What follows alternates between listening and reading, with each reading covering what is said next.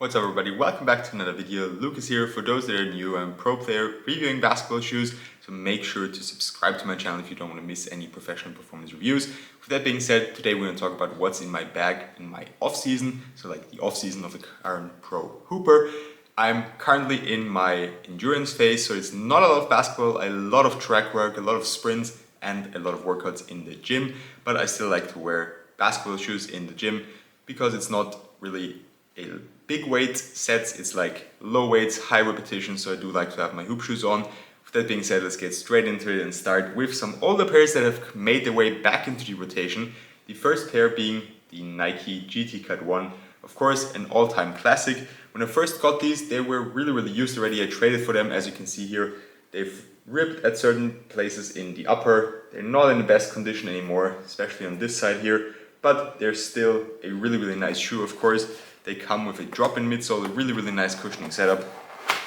You've got a zoom strobel unit here underneath the drop-in, and then we have a React drop-in midsole.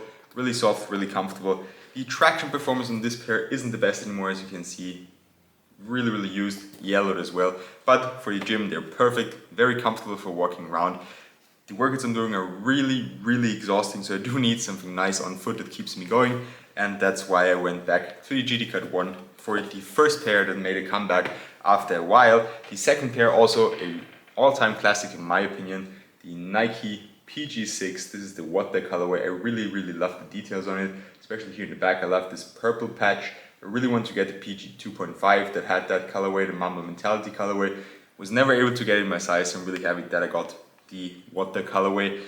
The PG6 also really comfortable. The React midsole is kind of bottomed out already. That was a big downside to the shoe. They bottomed out really quickly. So these are bottomed out, they're low to the ground. I use them when I do some heavier weights, if there's any sets for that. So that's why these are back in rotation. And of course the materials are really comfortable, really soft. And they're also a nice shoe for wider feet. And then finally, one more older pair in the rotation. Also a pair I think I'm gonna have in my rotation forever. The Nike LeBron 20. This is the Nike Lifer colorway. I love the details on the shoe. I love the insole especially. It's got matching insoles on both pairs. Sadly don't have the other pair here in the room with me right now, but also an amazing performer. I love the traction performance. These are still good to go on court as well. And the materials are really comfortable. I prefer those materials actually to the ones on the LeBron 21s because they're so soft and also nice for my wide midfoot, because my foot is very wide right here and it goes out over the midsole a lot of times, and that hurts if there's stiff materials or like an outrigger in that area. So the LeBron 20 is really nice for that. Then some newer shoes in my rotation. We've got the Nike Ja 1. Currently testing this pair. They always need some time to be broken in, so like say about a week of hooping them for them to feel really nice. I had a comment on Instagram today asking me if they feel like a takedown Kobe, and in my opinion that's a really good comparison because they have amazing traction performance like almost all Kobe's. They've got insanely good supportive features, but the takedown, because the cushioning isn't as nice and the materials are really stiff, they take a long time to be broken in, and the shoe itself is also very stiff at first and takes some time to be broken in. Then another really new shoe recently released, the Adizero Select 2.0, a very interesting shoe from Adidas. To be honest, I can't believe that this shoe and the AE1 right here are from the same brand, because these are crazy light. They're the lightest shoe on the market right now, if I'm not mistaken.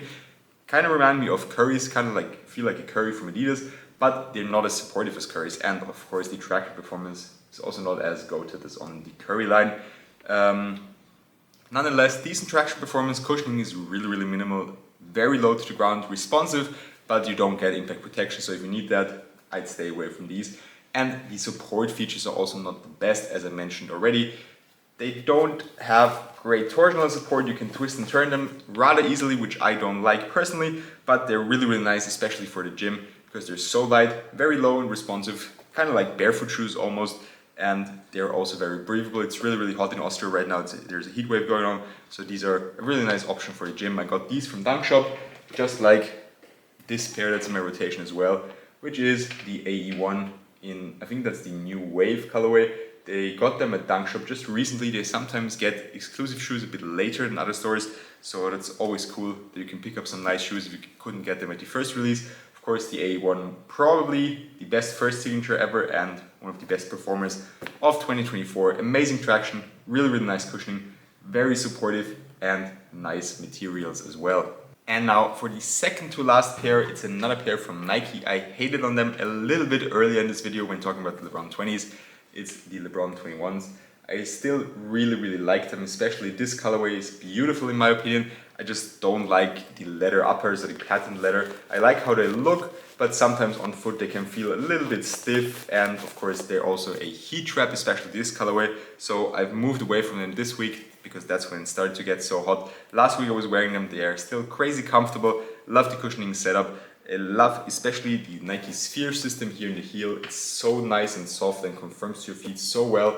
I really, really like that. Same with the 20s. You put them on even after like a month of not playing with them and they still fit perfectly right around your foot if you've broken them in and if they've confirmed to your feet. So that's something I really, really enjoy about the Nike LeBron 21, and that's why they're also in the rotation. And as I mentioned before, the workouts are so damn exhausting. I do need something comfortable on foot to keep me going.